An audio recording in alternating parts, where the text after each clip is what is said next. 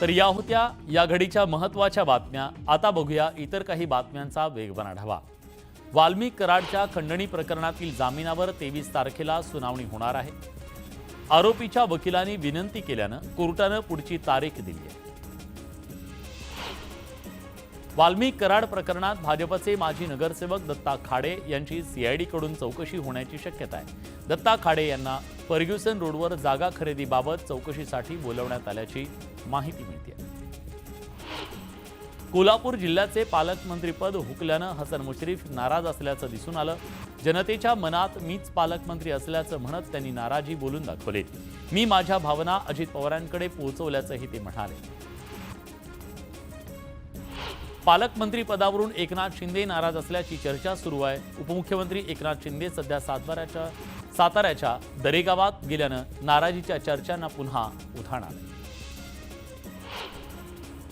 उपमुख्यमंत्री एकनाथ शिंदे सध्या दरेगावात आहेत। दरम्यान मी नाराज नाहीये असं स्पष्टीकरण शिंदेने दिलं। तर दुसरीकडे रायगड आणि नाशिकच्या पालकमंत्री पदाबाबत लवकरच मार्ग निघेल, काळजी करू नका अशी प्रतिक्रिया उपमुख्यमंत्री एकनाथ शिंदेने दिली। एकनाथ शिंदे अस्वस्थ आहेत। ठाण्याच्या उपमुख्यमंत्र्यांना राग आला की गावात जाऊन बसतात असा टोला खासदार संजय राऊतांनी लगावला। तुमच्या अस्वस्थतेचा त्रास राज्याला देऊ नका, तुम्ही महाकुंभमेळ्यात जाऊन बसा असा खोचक टोला राऊतांनी लगावला। संजय राऊतांच्या वक्तव्याचा संजय शिरसाट यांनी समाचार घेतला। ठाकरे गटाच्या नेत्यांना नागा साधूंकडे न्या आणि पवित्र करून आणा असा टोला त्यांनी लगावला। वारंवार उष्ण फुगणं म्हणजे एकनाथ शिंदे यांचं दबाव तंत्राचं राजकारण आहे। त्यांचं असं वागणं भाजपला पसंत पडत नाहीये, त्यामुळे भाजप नवी समीकरणं देखील तयार करू शकतं असं सुषमा अंधारे म्हणाले। राज्याचे उपमुख्यमंत्री एकनाथ शिंदे यांनी दरेगावात पर्यटन विकास आराखड्याची माहिती घेतली। प्रशासनाची बैठक घेत त्यांनी पर्यटनाबद्दल माहिती जाणून घेतली। आमचा राजकीय अस्त झाला तरी चालेल, पण एक सीट असणाऱ्या राष्ट्रवादीला आणि तटकरे फॅमिलीला पालकमंत्रीपद आम्ही स्वीकारणार नाही आणि हे जाहीरपणे वरिष्ठांना सांगितलंय असं आमदार महेंद्र थोरवे म्हणाले। पालकमंत्री पदाबाबत महायुतीत आपापसा धुसफूस सुरू आहे। पालकमंत्री पदावरून वाद, बहुमताचा अनादर आहे अशी टीका संजय राऊतांनी केली। महायुतीत आता खून आणि हाणामाऱ्या होणं बाकी आहे असा हल्लाबोल संजय राऊतांनी केला। पालकमंत्री पदाच्या स्थगितीवरून आदित्य ठाकरेंनी सरकारवर निशाणा साधला। मंत्री आपला स्वार्थ साधण्यात व्यस्त आहेत। मुख्यमंत्री मंत्र्यांची भांडणं, मानापमान या गोष्टींमध्ये गुंतलेले आहेत, त्यामुळे महाराष्ट्रातील जनतेचं हित दुर्लक्षित होतंय असा हल्लाबोल आदित्य ठाकरेंनी केला। अजित पवारांना बीडचं पालकमंत्रीपद दिल्यानं पंकजा मुंडे यांची संधी हुकली। याबद्दल पंकजा मुंडेंनी प्रतिक्रिया दिली आहे। मी बीडची लेक आहे, बीडचं पालकत्व मिळालं असतं तर आनंद झाला असता असं वक्तव्य पंकजा मुंडेंनी केलं। आता दुःख करून काही मिळणार नाही असं म्हणत विजय वडेट्टीवारांनी पंकजा मुंडेंवर निशाणा साधला।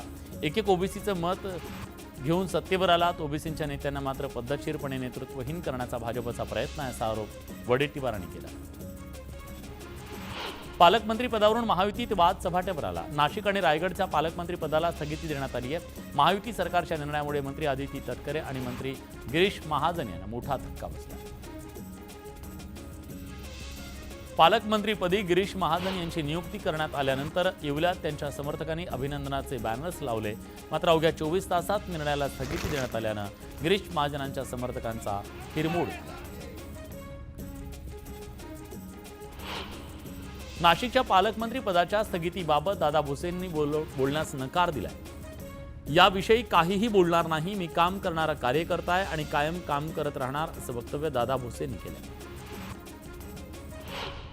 रायगड आणि नाशिक या दोन्ही ठिकाणी शिवसेनेचे ज्येष्ठ नेते आहेत, त्यामुळे मागच्या वेळी पालकमंत्री पद मिळालं नाही, मात्र यावेळी तरी आमचा पालकमंत्री व्हावा अशी मागणी गुलाबराव पाटलांनी केली।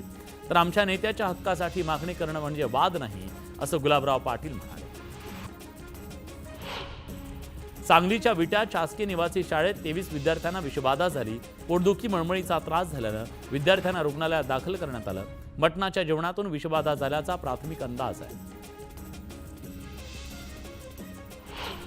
परभणी महानगरपालिकेनं थकीत कर भरण्यासाठी संपूर्ण व्याज आणि दंड माफीची योजना जाहीर केली, तरीही खासगी नागरिकांकडून कर भरणा सुरू आहे.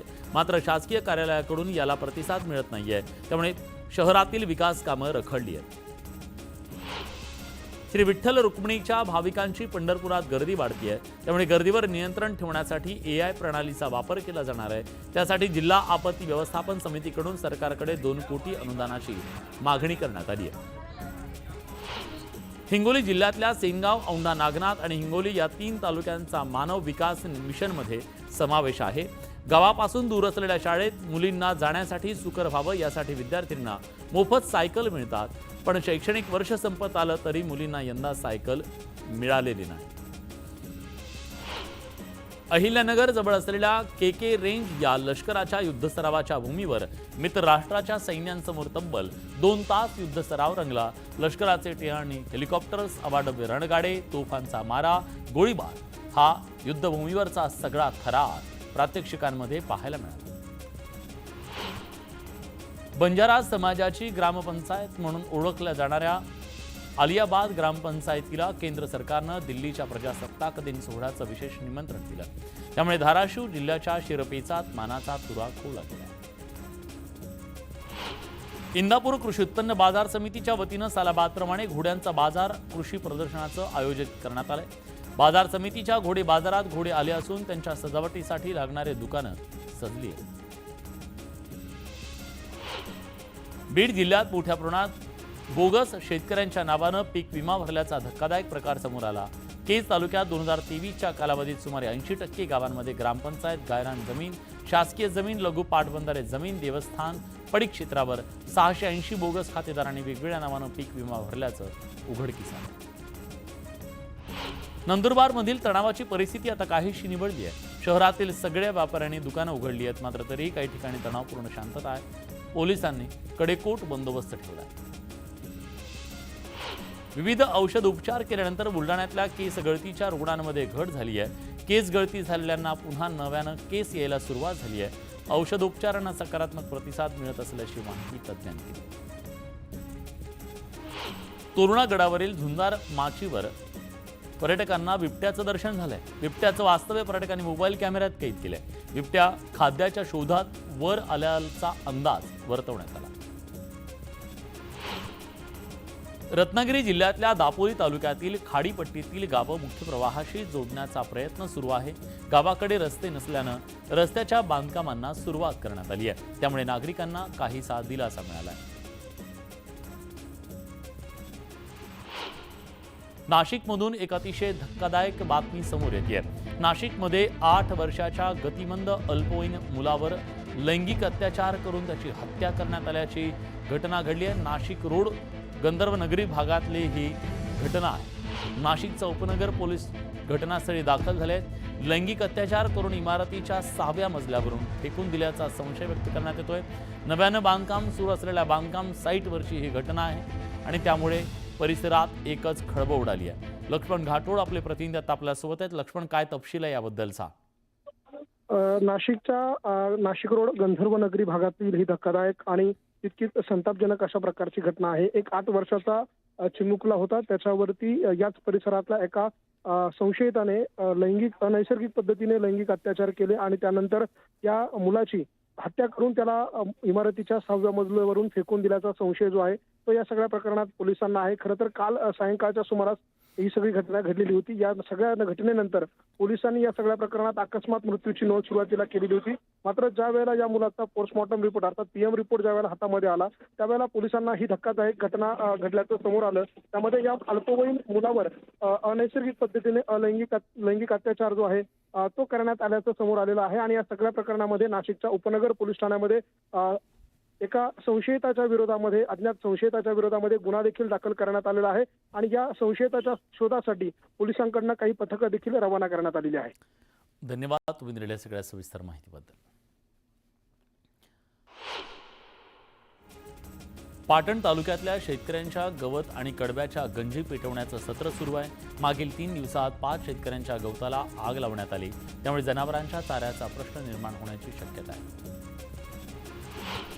जळगावच्या पाचोरा तालुक्यातल्या बाळदला यात्रोत्सवाला प्रारंभ झाला। यावेळी कुस्त्यांची दंगल आयोजित करण्यात आली। कुस्ती प्रेमींनी मोठ्या संख्येने कुस्ती स्पर्धेत सहभाग नोंदवला। ग्रामीण भागातील जिल्हा परिषदेच्या शाळेतील विद्यार्थी रत्नागिरी जिल्हा परिषदेमार्फत अभ्यास दौऱ्यासाठी पाठवले जात आहेत। अंतराळ विषयक अभ्यास दौऱ्यासाठी दापोलीतल्या 8 विद्यार्थ्यांची निवड करण्यात आली। आपत्कालीन परिस्थितीत वैद्यकीय सेवा जलद मिळावी यासाठी गोंदिया जिल्ह्यात आरोग्य विभागानं 2014 पासून 108 आपत्कालीन रुग्णवाहिका सुरू केली। या रुग्णवाहिका सेवेचा तब्बल 1,90,969 रुग्णांनी लाभ घेतला। गोंदिया रेल्वे पोलिसांमध्ये 2019 मध्ये दाखल गुन्ह्यातील फरार आरोपीला रेल्वे पोलिसांनी पकडलं। 5 वर्षापासून फरार असलेल्या आरोपीला दुर्गम भागातून बिहार पोलिसांच्या मदतीने पकडण्यात यश आलं। भाजपचे आमदार सुधीर मुनगंटीवारांनी दुर्गापूर बाजारातील नागरिकांशी संवाद साधला। कार्यकर्त्यांच्या वतीनं नागरिकांना कापडी पिशव्यांचं वाटप करण्यात आलं। कोल्हापुरात टक्कलग्रस्तांसाठी सुरू असलेलं सलमान नावाच्या व्यक्तीचं काम महापालिकेनं बंद पाडलं। सलमान वापरत असलेल्या औषधाचा अधिकृत आधार नसल्याचा दावा पालिकेनं केला। निम्म्या जळगावला वरदान ठरलेल्या गिरणा धरणातून तब्बल 2 वर्षांनंतर रब्बी पिकाला फायदा झाला। पाण्याच्या आवर्तनामुळे 56,000 हेक्टरवरच्या क्षेत्राला फायदा होणार आहे। मनमाडसह नाशिक जिल्ह्यातील बाजार समितीत कांद्यापाठोपाठ टोमॅटो, कोबी, फ्लॉवरच्या दरात मोठी घसरण झाली। भाज्यांच्या दरात 8 ते 10 रुपयांची घसरण झाल्यानं भाजीपाला उत्पादक हवालदिल झाले। हिंगोली जिल्ह्यातल्या हळद पिकाची मोठ्या प्रमाणात लागवड करण्यात आली, मात्र पिकावर करपा रोगाचा प्रादुर्भाव झाल्यानं हळदीच्या कंदाची वाढ खुंटली आहे। त्यामुळे हळदीच्या उत्पादनात घट होण्याची शक्यता वर्तवण्यात येते। बुलढाणा जिल्ह्यातल्या खामगाव तालुक्यातील विद्यार्थ्याला दोन्ही हात नसतानाही त्यानं पायानं हुबेहूब चित्र रेखाटलं। विश्वजित बोराडे असं विद्यार्थ्याचं नाव आहे। चित्रकला स्पर्धेत इंटरमिजिएटमध्ये A ग्रेड त्यानं मिळवला। सिंधुदुर्ग जिल्ह्यात शेताच्या बांधावर जांभळी मंजिरीची फुलं बहरली। आकर्षक आणि सुगंधी फुलांचा दरवळ सर्वत्र पसरला। निसर्गाचा विलोभनीय आविष्कार पाहण्यासाठी निसर्गप्रेमींची रेलचेल वाढली। लातूर जिल्ह्यातल्या उदगीर शहरातील कावळ्यांचा मृत्यू बर्ड फ्लूमुळे झाल्याचं भोपाळ वैद्यकीय प्रयोगशाळेच्या अहवालातून निष्पन्न झालं। त्यामुळे आजाराचा प्रसार रोखण्यासाठी प्रशासनानं तातडीनं उदगीरमधील दोन्ही उद्यानं बंद केली। तसंच निर्जंतुकीकरण सुद्धा करण्यात येत आहे। नागपूर सुधार प्रन्यासमध्ये अजित पवार गटानं धरणं आंदोलन केलं। गर्डर लाईन, रस्ते आणि अनधिकृत लेआउटच्या विरोधात शहराध्यक्ष प्रशांत पवार यांच्या नेतृत्वात आंदोलन करण्यात आलं। नवी मुंबईत पालिकेविरोधात आमरण उपोषण करण्यात आलं। स्वामी विवेकानंद सांस्कृतिक भवन नागरिकांसाठी उपलब्ध करून देण्याची मागणी करण्यात आली। मागणी मान्य न झाल्यास स्वावलंबी सामाजिक संस्थेच्या वतीनं तीव्र आंदोलनाचा इशारा देण्यात आला। कर्नाटकातील महात्मा बसवेश्वर यांच्या पूर्णाकृती पुतळ्याची विघ्नसंतोषी लोकांनी विटंबना केल्याप्रकरणी उमरगा शहरात कडकडीत बंदची हाक देण्यात आली। वीरशैव लिंगायत समाजाच्या वतीनं बंद पुकारण्यात आला। मालेगाव कृषी उत्पन्न बाजार समितीवर शिवसेनेची सत्ता आली आहे। सभापती उपसभापतीपदी मंत्री दादा भुसे, पॅनलच्या चंद्रकांत शेवाळेंची सभापतीपदी तर अरुणा सोनचकर यांची उपसभापतीपदी बिनविरोध निवड झाली। कुडाळ तालुका शिक्षक पतपेढीच्या चेअरमनपदी विद्यानंद पिळणकर यांची बिनविरोध निवड झाली। या निवडीनंतर समर्थकांकडून जल्लोष करत सर्व स्तरातून पिळणकर यांचं कौतुक होतं। उद्धव ठाकरेंना संपवून शिंदेंना आणलं आणि आता शिंदेंना संपवून नवीन उदय पुढे येईल असं सूचक विधान काँग्रेसचे नेते विजय वडेट्टीवारांनी केलं।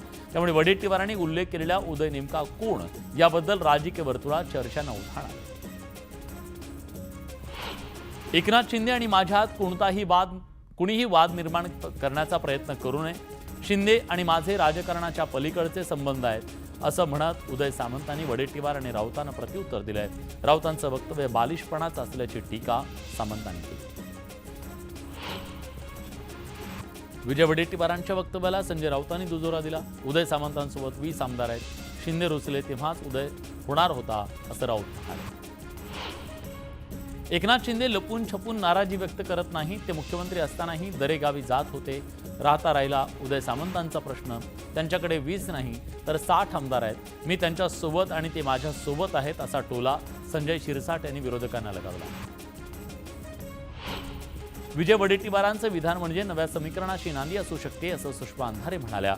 भाजपकडून सामंतांना चांगली ऑफर आली तर ते शिंदे गटाचा राजीनामा देऊन भाजपमध्ये प्रवेश करतील असा दावा अंधारेंनी केला.